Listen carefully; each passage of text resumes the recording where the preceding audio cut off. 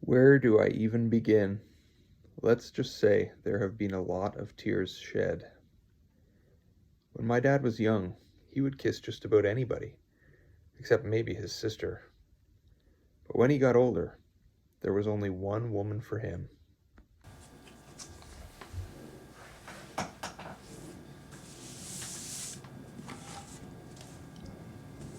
Okay.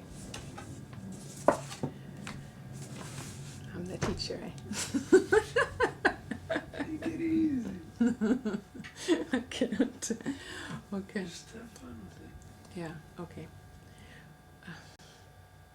Welcome to a very short lesson in Icelandic. Welcome. Oh, welcome. No. I'm gonna relax now. Welcome. I'm gonna start again. Okay, let's do it now. Okay. You ready? Oh yeah. Okay. Welcome. Say, hi everyone! Say, Uncle Dale! And Aunt Leanne! Happy Easter! We didn't realize that this was the last Easter that we would get to spend with Frida.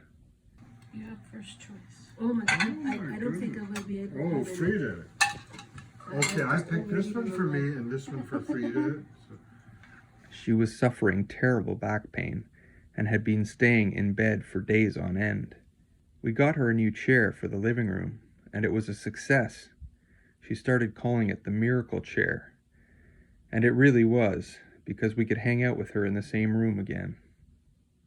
Unfortunately, the pain continued to worsen, and she called an ambulance to take her to the hospital.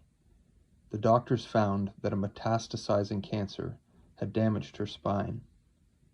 After undergoing a major surgery, the pain was reduced, but the cancer would persist, and the doctors informed us that she had a month or two to live.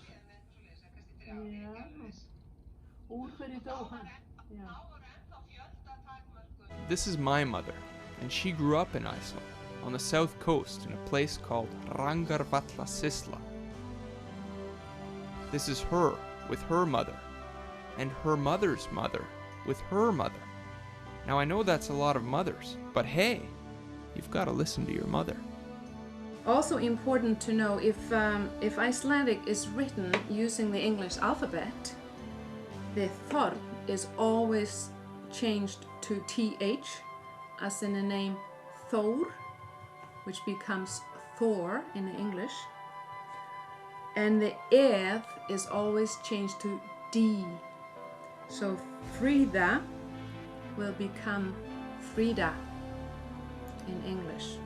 We do handle a lot of old material, like old, musty documents and books. For many years now, she has devoted her time to preserving history.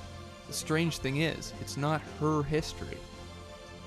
I think the collection, I actually surveyed that collection. There were 2,500 books that I surveyed. Today she lives thousands of miles from the fields that she used to play in with her brothers and sisters. Everybody was working a lot and everybody was happy if you just stayed outside, happy with yourself. And then you came running in to have something to eat. No, I guess. I don't remember being ruled a lot. What I do remember about my mother was, later I was very happy about. She told us that when we were in Brekkur, you remember that small river down the hill? And she said when she was a child living on the farm in Brekkur, she loved playing at that small river. And although she knew it was dangerous for her small children to play there, because people can easily get drowned there if they don't look after themselves. She knew it was such an adventure to be there. It was just a whole world of itself. She didn't want to say no to us. So she let us play there, even though she knew she was taking this chance. So she just kind of thought it was more worth that we would enjoy ourselves instead of being safer. We really had freedom to play almost where we chose. We had to look after ourselves, and then the older brothers and sisters to look after the younger brothers and sisters. I have to tell you though that our father, he was a traveler and he would take us on trips. Not long trips, not like to Reykjavik or long trips, but some trips, you know, Sunday trips. He couldn't just stay in one place all the time. He had to go and travel a little bit. He was born 1896, I was born 1944, so he was 50 when I was born. So, like, I don't remember him till I was 5 years old. He's 55 then. He's the same age then as I am now. So he's not a young man anymore when I am a kid. I mean, my whole life I've known my mother to be very quiet. Mm-hmm. And I think I've known my grandmother, my Amma, to be very quiet. Mm-hmm. Was my mother quiet when she was just a young girl? Yeah, I think she always was quiet. Rather quiet, yeah. I think she always was. I was the loud one and talkative. And she would never talk as much and as loud as I did. Maybe that was why we were very, very good friends always good together. And I don't know if she was shy. I really don't know. Probably we both were, isn't everybody, more or less. And she would also be the clever one when we were younger. I would spend all my money the first week of the month. And then she would have some money left, like the last week of the month, otherwise we would have starved. And the first week of the month I wanted to give her everything, you know. I wanted her to smoke with me because it was so nice to have a cigarette again. You couldn't have a cigarette the last week of the month. And, just do anything, spend. And I would spend my last money on craziest things, like things I didn't need really. When we were young girls, we wanted to go abroad, that was for sure, but then we didn't have much money. We couldn't go to school or anything, so what we had to do was to go there and work. And Denmark was the only country where we knew few words of the language. So we went to the Danish consul in Reykjavik and his wife and asked them if they would help us to write to Denmark to see if we could find some work. And she said, oh, sure. And his wife actually was helping us to write the letter to Denmark.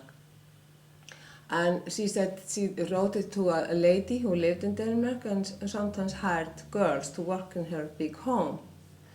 And she would just write back to us, to our home address. And we were, waiting, very excited for this letter.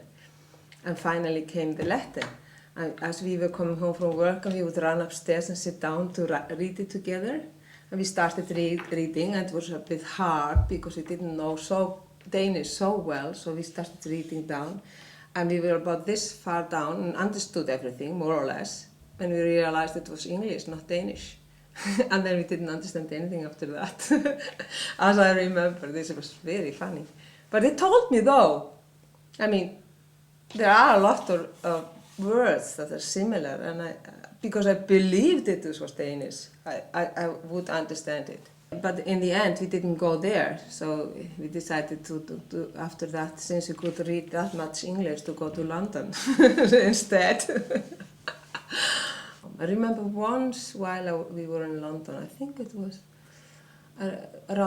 probably around Christmas, or we were sitting together, wouldn't it be nice to be home and go to Øya and have something good to eat. Frida and I came home from England in January and we went directly to Westmannaeyjar. We needed some money, so we went home to work, and that was where people went to pick up money, to work a lot.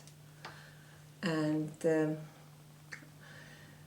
the wages weren't high for each hour, when you work like 14 hours a day, that comes up to pretty much. Then one more crazy thing about me and Friður. We only had very small money left then, when we just could buy the fare there, and I think I had something like, at that time, 1,000 kroner. And what do you think I did with it? I went downtown. I found out it would be cheaper to smoke a pipe than to smoke cigarettes, and didn't want to give up smoking. So I went downtown and bought this fine pipe with stones and everything. It was really tough, good looking. And after buying the pipe and the packet of tobacco, I had nothing. I had no money at all. That was very clever, because I didn't like smoking a pipe after that, so I didn't even have money for cigarettes. That was crazy. This is too much. What do you mean? You think that's enough? Yeah. There's one thing. Welcome to a very short lesson in Icelandic. My name is Frida. I'm going to help you with the pronunciation of Icelandic. And now, to help you with the pronunciation of Snorri's song, I forgot to sing the song. It is best to go to the Icelandic vowels, because most of the consonants are pronounced similar to the English, except with few exceptions. But the vowels are the most important. So I was just going to go over these briefly. And I don't expect you to learn them or memorize them all, but, oops, that's not here. Maybe you should have had this. Maybe you should have had them there. And then I could have flipped them. Put it? I just put on the other one. I should do that. Probably that. Okay. Okay. This is coming. This is coming.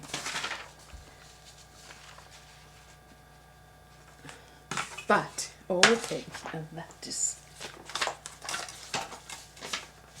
is all coming together. After the first year in Vestmannaeyjar, we went to Denmark. And we worked there in a hotel for the whole summer. I had a lovely time. And then we traveled, actually that summer we traveled down to Italy and Germany and Belgium and a few places in Europe. Went around in Europe quite a lot. And we ended up working in Copenhagen on a hotel, and ended the year by taking this 2-week trip to Mallorca. And then we came home from Mallorca on New Year's Day. No, it was the day before New Year's Day. I think it was on New Year's Eve actually.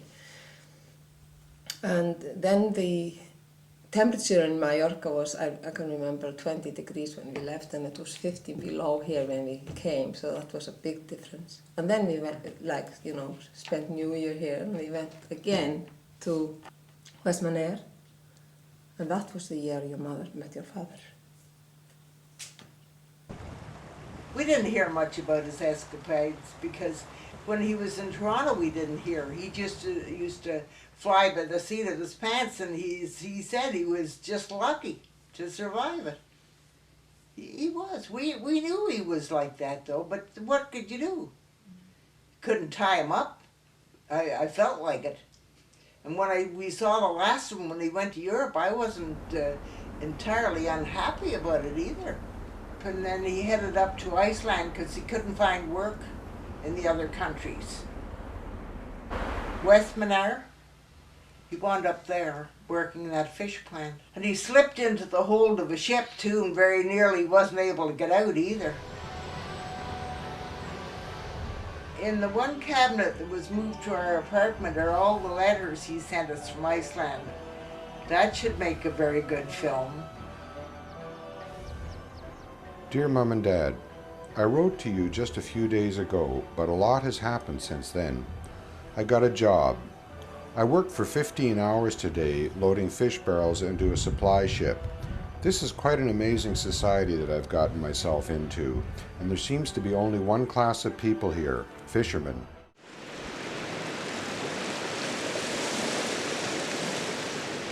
Yesterday I went to take some pictures of the so-called sheltered harbor.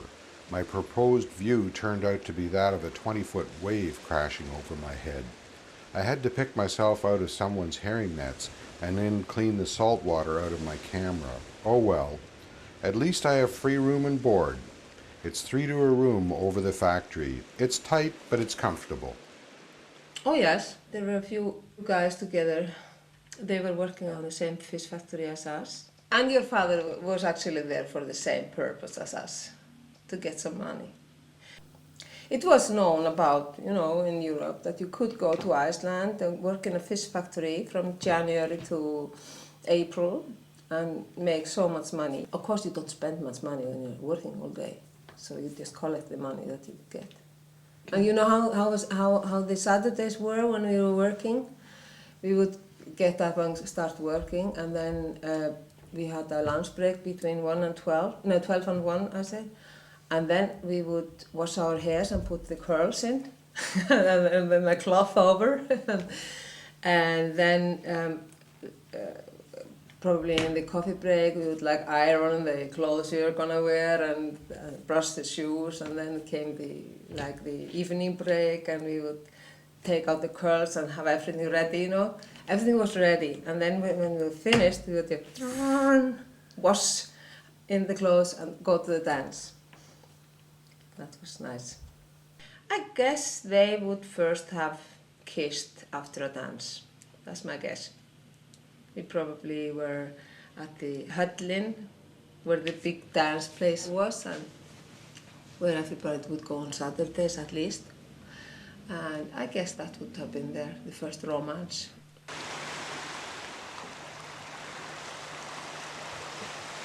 Dear Mom and Dad, you're probably wondering about this girl that I've been going out with. I will probably never see her again after I leave here, and it's a shame because she's about the only one I would really miss not seeing again. But you don't have to worry about me showing up on the doorstep with a wife and kid, as I have no intentions or plans along those lines for quite a long time, if ever, although she is about the best looking girl on the island and highly respected too. People seem to regard me in a new light now, and personally, I like it. And actually at that time our mother had got pretty sick and she needed to come to Reykjavik, so we all put out some money so that she could buy her small flat in Grundargerði. Everybody, the same amount, like brothers and sisters. I think he was working probably on a fishing boat that winter. Hilmir was, I think, working for the Coast Guard, on a Coast Guard boat that winter. So we all had some money, so we put all down some money, and that was enough. And then my mother had some too, so she bought that small flat that you remember. But still, although we did that, we still had some money to be able to, like your mother and father went to Spain. They probably told you about that trip, didn't they? No. No. Well, they went to England first, I think, and then from there over to the Continental, and there they bought a old Citroen and drove down to Spain. Oh, you let them tell you about these adventures. I'm sure that was very exciting. So I think even your mother worked in a strip club. No, I'm lying. We were always very busy, and I don't know if the full impact of it sort of sunk in, but eventually it did. However. Well, I think he was lucky. Frida seems to be a very nice person. Friður moved to Canada. She was married and introduced to Bruce's entire extended family. She got on well with his sister Carol and her dog. She attended beach parties and learned about harsh Canadian winters. My dad's friend Doug taught her how to flip the bird. Her new friends Margareta and John taught her how to use an English dictionary and an encyclopedia. They then took her to the great outdoors, where she was shown how to fish. Her new neighbors, Ridge and Stephanie, had just moved to Canada from Wales. They taught her how to find the car. Stephanie showed her how to skate and how to enjoy cotton candy. Ridge showed her how to make holes in the ice, how to drink with no hands, and how to bet on the horses. My dad taught her about Easter eggs and bunnies, but nobody mentioned not to feed the squirrels. Life was pretty good in her new country, and if she felt homesick, she would just pick up a sheep. Friður was now called Frida. She made her own clothing. It allowed her to blend right in. They soon moved to a 2-bedroom apartment, where their new neighbors, Lori and Barb, taught her how to rake leaves and shovel snow. Christmas was lovely that year. My dad's sideburns were coming along nicely. He then graduated from Carleton University and landed a job with the government. Frida and Barb found common interests. Barb had a son named Jeff. My mother followed suit, and my brother Adam was born on May 8, 1971. He really shook things up. Bruce was a proud papa.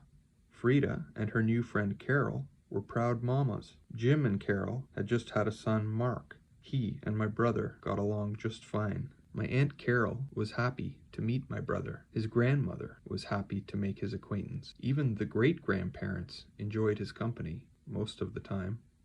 Jeff loved having a little buddy. My brother enjoyed his first Christmas that year, while his parents enjoyed passing him around.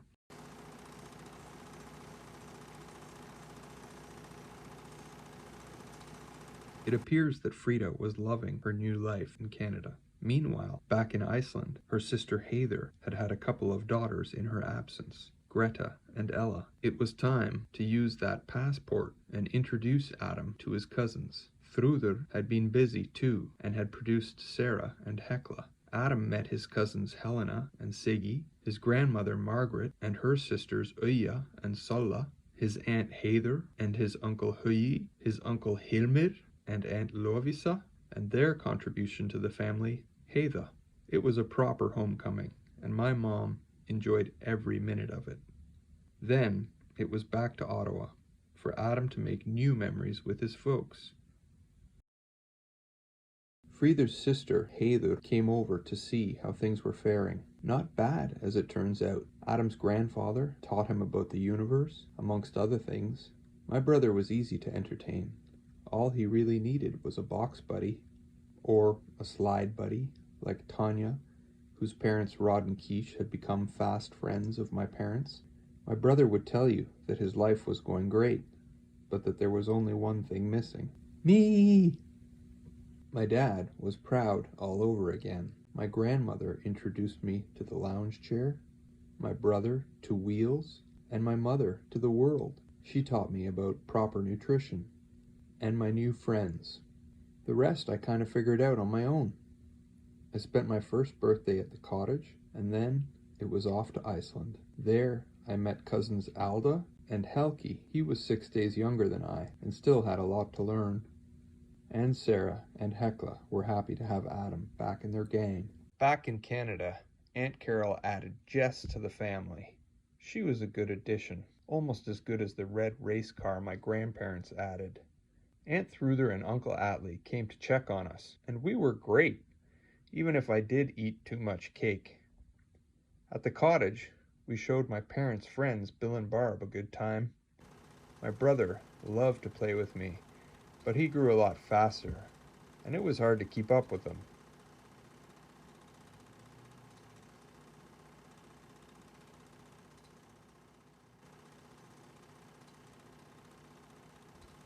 He was a bit of a show-off, and always stole the show. Look, Dale, this is a crayfish, and so long as I keep looking at it, Dad will keep the camera on me. Dad, did you hear that? Back off, Dale, it's my show.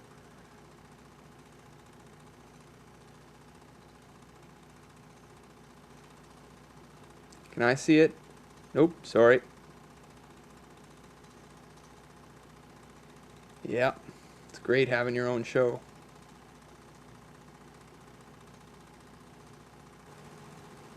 The other great thing about having a little brother, I always had a place to rest your arm. You know, on his back, in his ear, on the top of his head, on the back of his neck.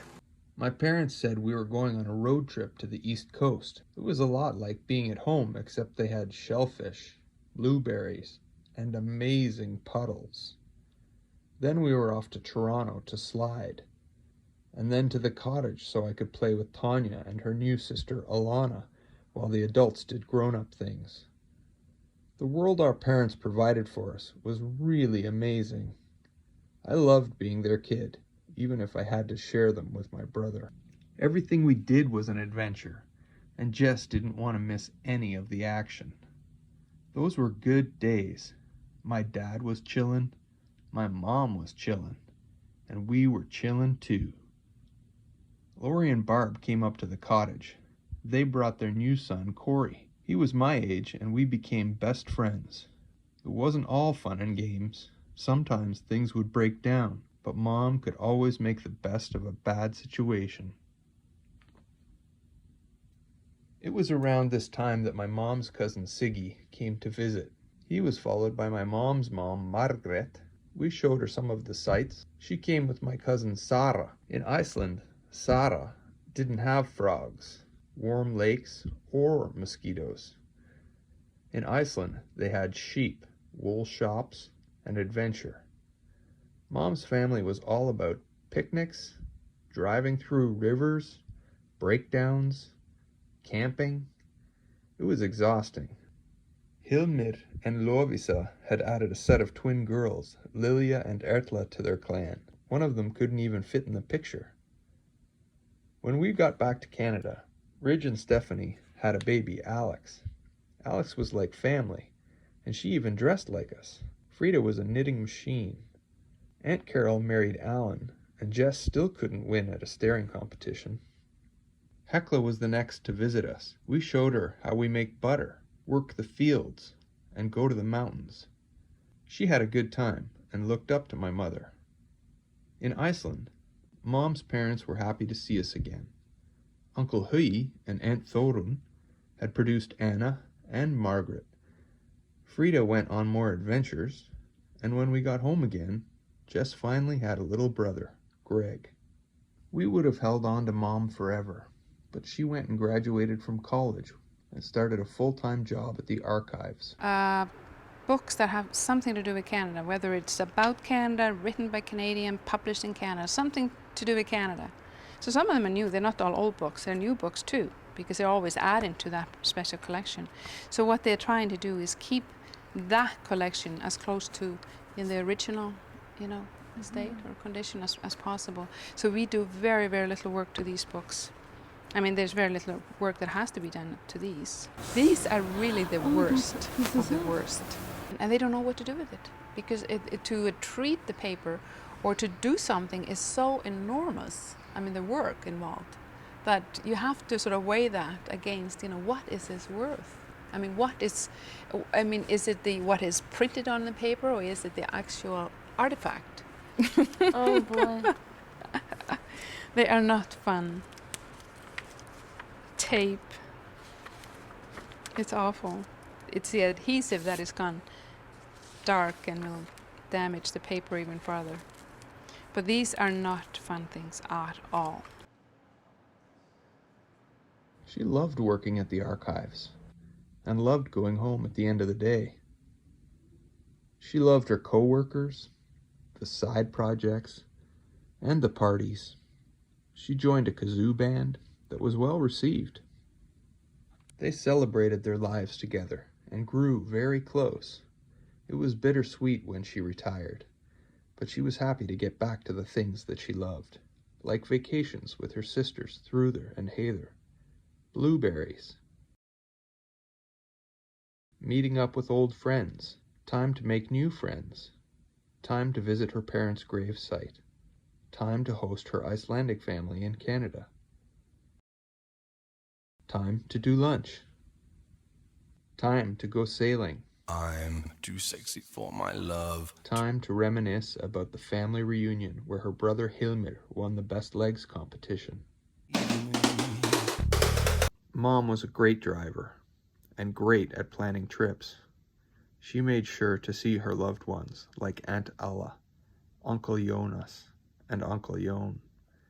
Even if my dad did most of the driving, my mom still steered the ship. She made sure to spend time with my dad's family too, and all of their wonderful friends, and her Icelandic friends as well.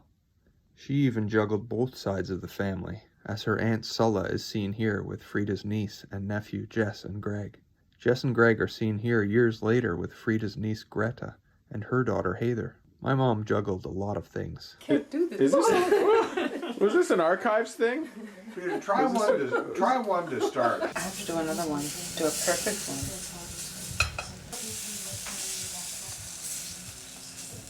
Almost. That wasn't a perfect one. I have to do it again.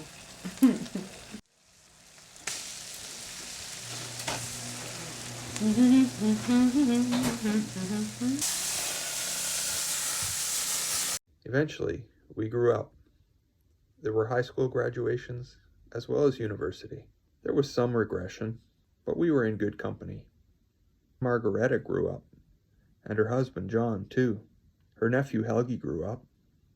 Even I grew up, and Friður grew up. There were many birthdays and many celebrations and reunions. Full, rich lives were lived, both here and in Iceland.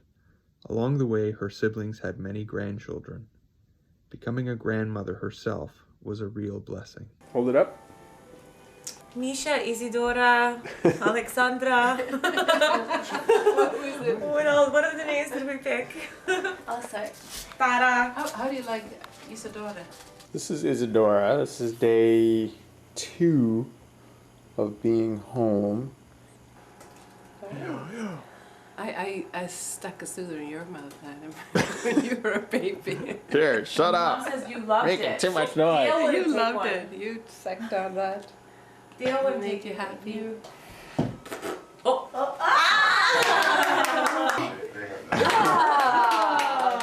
Like, I don't really know what I've done, but I know it's really good.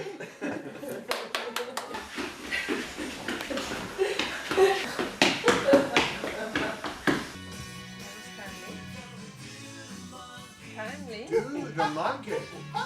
Isadora had to write a test today. Oh my goodness, how did it go? It was okay.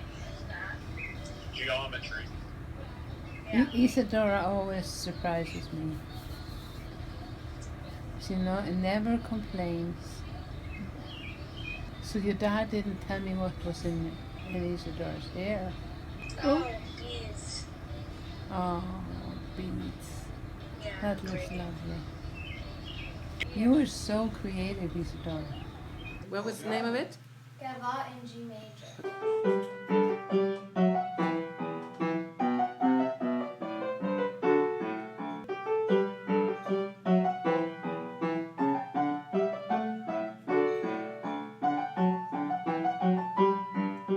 Five, 6, 7, 8, 9, 10, 11, 12. Oh, recording backward. No, I don't want to show me. He's mesmerized there. I'm surprised Atlee's still so blonde. Yeah. I thought that he would get darker like me or like Adam was. But I guess, was Adam blonde when he was that age? Oh, yeah. Yeah. Okay. Yeah, he was quite blonde. Oh, you're having Jell-O. Dale made me this. Good one, Dale. Dale knows how to make Jell-O. Good idea. Well.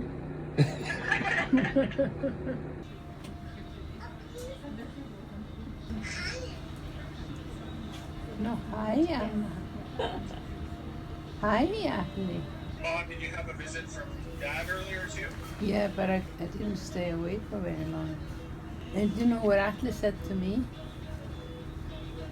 He said, hi, Anna. And I'm going to help you with some Icelandic pronunciation so you can sing the happy birthday song to Snorri in Icelandic on April 12th at the Museum of Civilization. And this is how it goes. Ha.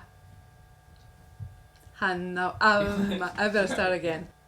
Hann á afmæli í dag. Hann á afmæli í dag. Hann á afmæli, hann Snorri. Hann á afmæli í dag.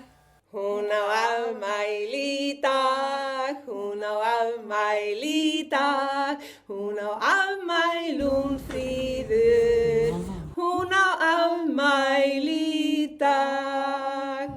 Húrra, vei, til hamingju með daginn, elsku systir.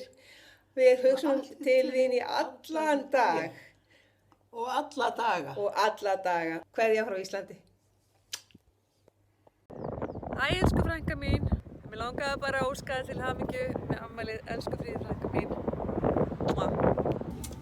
So on that note, really from a social work perspective, I just want to say that it was a privilege to get to meet you and your family, and I'm very sorry under these circumstances, but I just wanted to say goodbye and wish you well on your next journey on Elizabeth Briere. And when Dr. Rice asked you the question about spiritual,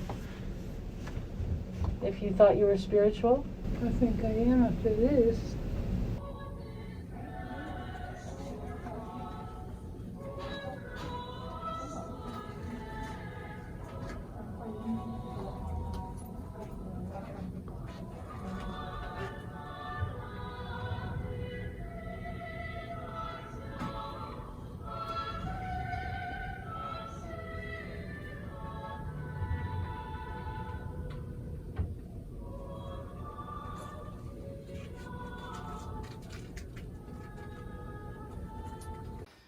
Kvöldið fagur, sól sest og sefur fugl á hrein.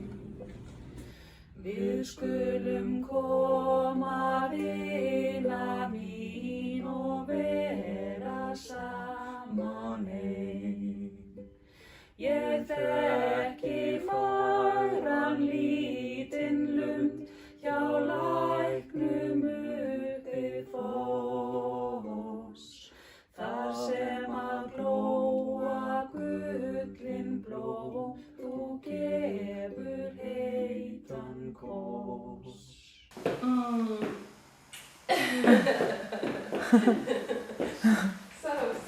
So that is all for now. Have fun.